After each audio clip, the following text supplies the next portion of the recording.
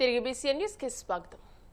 ఏలూరు జిల్లా భీముడోలు మండలం పోలసానిపల్లి పంచాయతీ సర్పంచ్ షేక్ రహీమా బేగం హసేనాతో పాటు పాలక మండలి సభ్యులను గ్రామస్తులు ఘనంగా సత్కరించారు. పంచాయతీ అభివృద్ధి అధికారి జయరామకృష్ణ అధ్యక్షతన నిర్వహించిన కార్యక్రమంలో సర్పంచ్తో పాటు 12 మంది వార్డు సభ్యులను, పీడీఓని, కార్యాలయ సిబ్బంది రమణను దుస్సాలువాలతో సన్మానించారు. ఈ సందర్భంగా పలువురు వార్డు సభ్యులు మాట్లాడుతూ గడిచిన 5 ఏళ్ల కాలంలో గతంలో ఎన్నడూ లేని విధంగా పంచాయతీ అభివృద్ధి జరిగిందని అన్నారు. సర్పంచ్ రహీమా బేగం మాట్లాడుతూ గ్రామ అభివృద్ధిపై తన నిబద్ధతను వెల్లడించారు. ఈ గ్రామానికి సెక్రటరీగా వచ్చి 2 సంవత్సరాలు పూర్తయిందండి. మార్చి 15వ తారీఖున నేను 2024 జాయిన్ అవ్వడం జరిగింది. యాక్చువల్గా 5 సంవత్సరాలు తెలియకుండానే గడిచిపోయింది. గాడ్ బ్లెస్సింగ్స్ వల్ల అభివృద్ధి అయితే చేసాం. ఈ అభివృద్ధి మెయిన్ కారణం ఏంటంటే ఫస్ట్ మా వార్డు నెంబర్లండి. అక్కడ నుంచి 12 మంది వార్డులు. ఎందుకంటే వార్డు పంచాయతీ బోర్డు సవ్యంగా జరగాలంటే ఖచ్చితంగా వార్డు మన నెంబర్ సపోర్ట్ లేకపోతే మనం చేయలేం. నేను చేసిన అభివృద్ధి అంతా మన ఊళ్ళో కళ్ళ ముందే కనిపిస్తుంది. ఎందుకంటే నేను గర్వంగా చెప్తాను, ఏ సర్పంచ్ అయినటువంటి మంచి పనులని నేను నా గ్రామానికి చేశానని. ఎందుకంటే ఇళ్ల స్థలాలు 30 ఏళ్లలో ఎవరికి ఇప్పటివరకు మన గ్రామంలో ఇళ్లే రాలేదు. అలాంటిది నా హయాంలోనే వచ్చాయి. ఇల్లు ఇవ్వడం అనేది కానీ, డంపింగ్ యార్డ్ కానివ్వండి, శ్మశాన వాటి కానివ్వండి, రోడ్లు వేయడం కానివ్వండి, కరెంటే ప్రాబ్లం లేకుండా చూడడంలో కానివ్వండి, శానిటేషన్లో కానివ్వండి, నేను గర్వంగా చెప్తున్నాను. నేను గుండెపై చేసి కూడా చెప్తాను. ఎందుకంటే నేను బాగా అభివృద్ధి చేశాను కాబట్టి ఇంత గట్టిగా చెప్తున్నాను. దీని అన్నిటికీ సహాయ సహకారం అందించిన సెక్రటరీకి, మన పంచాయతీ సిబ్బందికి చాలా చాలా థ్యాంక్స్ చెప్తున్నాను. ఇంకా దానికంటే మరీ నాకు సపోర్ట్ చేసింది ఎవరంటే నా హస్బెండ్ హసేనా గారు. ఇప్పుడు నేను ఇలా ఉండి నాకైతే మా ఇల్లు బ్యాంక్ తప్ప నాకు అసలు ప్రపంచమే తెలియదు. ఇప్పుడు 100 మందిని అయినా నేను మాట్లాడగలను, ఇంట్లో కూర్చొని ఏ పనైనా చేయగలను. ఆ స్థితికి నన్ను ఇలా సపోర్ట్ చేసిన మా హస్బెండ్కి థ్యాంక్స్ చెప్పుకుంటూ, ఇంకా మన గ్రామం ఇంకా అభివృద్ధి పదంలో ఉండాలని, నాకంటే మంచి సర్పంచ్ రావాలని, వాళ్ళు ఇంకా బాగు చేయాలని, మన గ్రామాన్ని అభివృద్ధి చేయాలని కోరుకుంటూ, ఇక్కడ ఉన్న వాళ్ళు కూడా మంచి పదవులు రావాలని ఆకాశిస్తూ, ఈ అవకాశం ఇచ్చిన నాకు మీ అందరికీ హృదయపూర్వక నమస్కారాలు తెలియజేసుకుంటున్నాను. అమరావతి రాజధానిపై తమకు వ్యతిరేకత లేదని, అయితే అక్కడ గణనీయమైన అభివృద్ధి జరగలేదని ఆలూరు ఎమ్మెల్యే బుస్సినే విరూపాక్షి విమర్శించారు. సీఎం చంద్రబాబు తన పదవీ కాలంలో శాశ్వత నిర్మాణాలు చేపట్టలేదని, 7 సంవత్సరాల పాలనలోనూ అభివృద్ధి ముందుకు సాగలేదని ఆరోపించారు. ప్రస్తుత కూటమి ప్రభుత్వం వచ్చాక కూడా అమరావతిలో రహదారుల నిర్మాణం జరగలేదని, ఆలూరు అభివృద్ధిపై స్థానిక టీడీపీ నాయకత్వం నిర్లక్ష్యం వహిస్తోందని, మాటలకే పరిమితమవుతుందని విమర్శించారు. ఈరోజు ఇక్కడికి వచ్చేసిన మన ప్రింట్ మీడియా, ఎలక్ట్రిక్ మీడియాలకి, అదేవిధంగా మా నాయకులందరికీ ప్రత్యేకంగా ధన్యవాదాలు. ఈరోజు అమరావతిలోన రాజధాని గురించి ఆయన చంద్రబాబు నాయుడు గారు తీర్మానం చేసినారు. అది ఎవరు అడ్డంకులు ఉండాలని మీరు తీర్మానం చేసినారు. అదేవిధంగా మేము అడిగేది ఒకటే,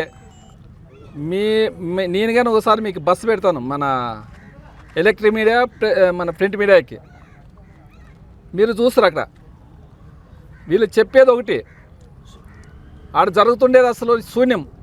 వీళ్ళ అప్పులు మాత్రము కోట్ల అప్పులకు వస్తున్నారు. ఆడ పని మాత్రం చేతిలో పని లేదు. మేము ఒకటే అడిగేది, రాజధానికి మా జగన్మోహన్ రెడ్డి కానీ ఎవరైనా కానీ రాజధానికి ఎవరు వ్యతిరేకం కాదు. రాజధాని అమరావతిలో ఉండాలన్నాడు ఆయన రాజధాని తీసేసని ఎప్పుడు అనలే. అంటే 3 దగ్గర డెవలప్మెంట్ కావాలని, కర్నూలు, విశాఖపట్నం చేయాలనుకున్నాడు కానీ రాజధాని ఎప్పుడు తీసేయాలని అని మాట అనలే. మీరు ప్రజలకు చెప్పిన వాగ్దానాలు, ఆడ రైతులు ఉన్నారు, రైతులకి ఏం చేయలేదు. మీరు ఫస్ట్ మీరు ల్యాండ్ దాదాపుగా 50,000 ఎకరాలు తీసుకున్నారు. 50,000 ఎకరాలకి మీరు చెప్పింది ఏది, 1 ఎకరానికి 2 కోట్లు ఖర్చు వస్తుంది అన్నారు. 1,00,000 ఆ లెక్కలు అయితే 50,000 ఎకరాలకి 1,00,000 కోట్లు కావాలా. అదేవిధంగా మళ్ళా ఆ 50,000 ఎకరాలకు దేవుడేరుగా వాళ్ళకి ఎక్కడున్నాయో తెలియదు పాపం. అక్కడ ఉన్న వాళ్ళకి, వాళ్ళు అక్కడ భూములు ఇచ్చిన వాళ్ళకి, వాళ్ళు అక్కడ పంట పండించేకి లేకుండా అయిపోయింది. ఆ పోనీ ఆ ల్యాండ్ ఎక్కడ చూపిస్తారంటే ఎక్కడ లేదు. కొంతమందికి చెరువులో చూపిస్తారు, కొంతమందికి ఎక్కడ చూపిస్తారు ఇంతవరకు వాళ్ళకి తెలియదు. వాళ్ళు అయోమయంలో ఉన్నారు. ఆ ముందు ఇచ్చిన 50,000 ఎకరాలలోనే ఇప్పుడు మళ్ళా 40,000 ఎకరాలు కావాలంటున్నారు. అంటే మీరు ఏం చేస్తున్నారంటే, మీరు అప్పులు కోసడానికే మళ్ళీ 40,000 మళ్ళీ చూపుతున్నారు. ఈ తీర్మానము 14 నుంచి 19 వరకు నువ్వే ఉన్నావు సీఎంగా, ఇప్పుడు 2 ఏళ్ళు సీఎంగా. మేము ఒకటే అడుగుతున్నాం, నువ్వు 7 ఏళ్ళు ముఖ్యమంత్రిగా ఉన్నావు, 7 ఏళ్ళలో ఏం డెవలప్మెంట్ చేసినావు ఆ రాజధానిని? అయిపోయి 3 బడ్జెట్లు అయిపోయా, ఉండేది 2 బడ్జెట్లు నీ న్యాయంలో ఇప్పుడు అయిపోతుంది. ఇది ఎక్కడన్నా రాజధానిలో ఎక్కడన్నా ఒక్క శాశ్వతమైన బిల్డింగ్ కట్టినావా? అన్నీ ఇప్పుడు హైకోర్టుని మామూలుగా తాత్కాలికంగా, అసెంబ్లీని తాత్కాలికంగా, ఇవన్నీ ఎందుకంటే మీరు అడిగేవాళ్ళు లేరని మా జగన్మోహన్ రెడ్డి మీద బురదలడానికే మీరు మాట్లాడుతున్నారు తప్పుడు.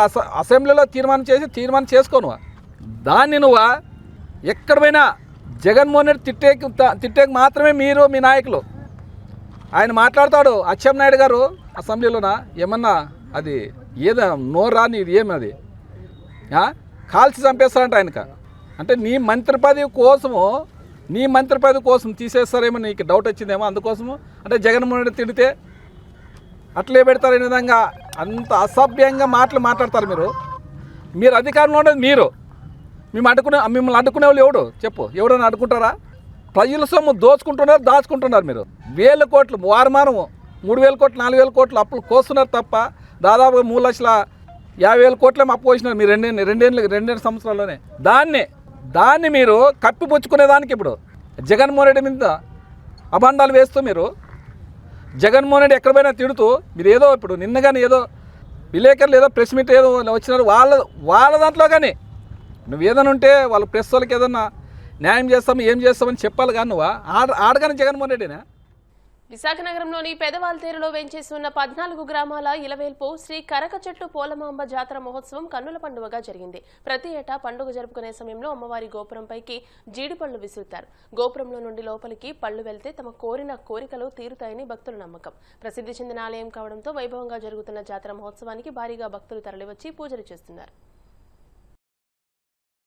పోలమాంబ తల్లి మన గ్రామ దేవత, చాలా స్వచ్ఛమైన తల్లి, చాలా ఘనంగా అన్ని జరుగుతాయి, చాలా వైభవంగా జరుగుతాయి. చాలా సంతోషం అనిపిస్తుంది. ప్రతి సంవత్సరం కూడా ఎంతో మంది భక్తులు కూడా విచ్చేస్తూ ఉంటారు. చాలా వైభవంగా జరుగుతుంటాయి. అమ్మ చాలా స్వచ్ఛమైన తల్లి, అందరూ వచ్చి అమ్మని దర్శించుకుంటారని మనస్ఫూర్తిగా కోరుకుంటున్నాం. ఇక్కడే పుట్టి పెరిగాము. చాలా అందరూ వచ్చి చాలా బాగా అమ్మవారిని దర్శించుకొని అన్ని బాగా జరుగుతుంటాయి. ఇక్కడ గుడి వాల్టర్ లో పాలమ్మ గుడి ఉంది, జాతర జరుగుతుంది. ఇక్కడ మేము 1 టౌన్ నుంచి రావడం జరిగింది. ఏడాది మేము వస్తూనే ఉంటాం ఫ్యామిలీ తోటి. ఇక్కడ చాలా ఫేమస్ ఈ గుడి. ఎప్పుడు మొక్కు చెల్లించుకుంటాం. చాలా రష్ గా ఉంటది అమ్మవారి గుడికి. చాలా మంది వస్తుంటారు, ఎక్కడెక్కడి నుంచో వస్తుంటారు. ఏడాది ఎన్నో దేశం నుంచి వస్తుంటారు, చాలా ఏరియాల నుంచి. మామైతే 1 టౌన్ ఏరియా నుంచి రావడం జరిగింది. మా ఫ్యామిలీ బాగా మాకు ఈ గుడి సెంటిమెంట్ కూడా. ఏడాది కంపల్సరీ వచ్చి మొక్కు చెల్లించుకుంటాం మా ఫ్యామిలీ అందరూ. అలాగే మీకు తెలియని వాళ్ళు ఎవరైనా ఉంటే ఈ గుడికి వచ్చి మీరు ఒకసారి వచ్చి చూసి గుడికి దర్శనం చేసుకుని మళ్ళీ మీకు రావాలనిపిస్తుంది. ఈ గుడి పోలమ్మ గుడి అంటే అంత వాల్టర్ లో మీకు అంత ఫేమస్. అది ఎవరు అడిగినా చెప్తారు ఈ గుడి కోసం. చాలా మంచి గుడి. అమ్మవారు కోరుకుంటే ఆ కోరికలు కూడా బాగా నెరవేరుతాయి. ఒకసారి వచ్చి మీరు కూడా గుడి కోసం తెలుసుకుంటే మళ్ళీ మీరే వస్తుంటారు. రావాలనిపించబోయిన ఇంట్లో బోర్ కొట్టినా కొట్టపోయినా గుడికి వస్తూనే ఉంటారు. అంత ఫేమస్ అమ్మవారి గుడి. 1 టౌన్ ఏరియా నుంచి వచ్చాము. మాకైతే ఈ గుడి అంటే చాలా ఇష్టము. అంటే ఈ గుడి చెప్పాలంటే చరిత్ర 100 సంవత్సరాల అలా ఉంటది. చాలా బాగుంటది. చాలా మంది ఎక్కడి నుంచో వస్తారు. మేము కూడా వచ్చాము. ఈ తల్లి ఆశీస్సులు అందరికీ ఉండాలని కూడా కోరుకుంటాం. వార్తలు ముగించే ముందు ముఖ్యాంశాలు మరోసారి. రాష్ట్ర విభజన, వైసీపీ దివాలా పాలన వల్ల రాష్ట్ర ఆర్థిక పరిస్థితి అధ్వానంగా మారింది. తీవ్ర స్థాయిలో విమర్శలు గుప్పించిన మంత్రి నిమ్మల రామానాయుడు.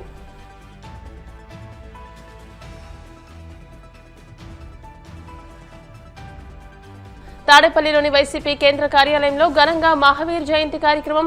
చిత్రపటానికి పూలమాల వేసి నివాళులర్పించిన జగన్మోహన్ రెడ్డి.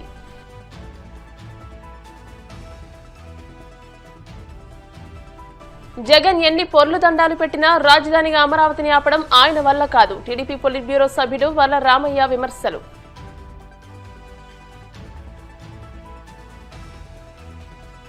వాడపల్లి వెంకన్నాలయంలో ప్రత్యేక పూజలు, మంగళ వాయిద్యాల నడుమ శ్రీ స్వామి అమ్మవార్లకు మేల్కొల్పు సేవ, ఐశ్వర్యలక్ష్మి హోమం.